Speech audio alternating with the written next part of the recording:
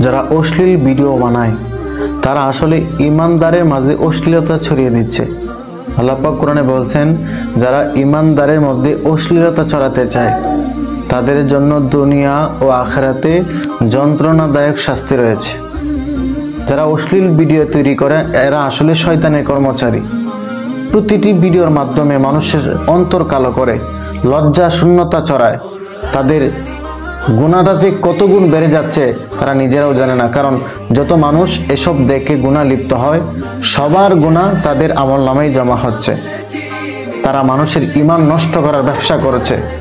নিজেরাই জাহান্নামের আগুনে ডুব দিয়েছে, অন্যকেও জাহান্নামে টেনে নিচ্ছে।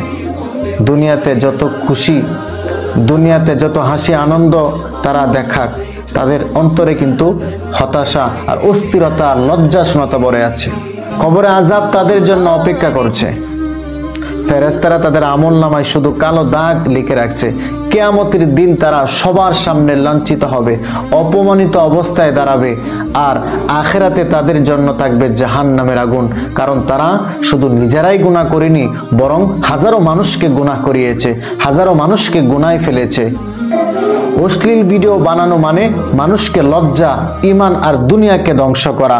এর শেষ ঠিকানা শুধু আল্লাহর গজব ছাড়া আর কিছু না, আল্লাহর জাহান্নাম ছাড়া আর কিছু নয়। আসুন আমরা সোশ্যাল মিডিয়াকে ভালো কাজে ব্যবহার করি, দিনের জন্য ব্যবহার করি, ইসলাম ছড়িয়ে দেই এই সোশ্যাল মিডিয়ার মাধ্যমে। আল্লাহ পাক আমাদের সবাইকে দিনের সহিহ বুঝ দান করে।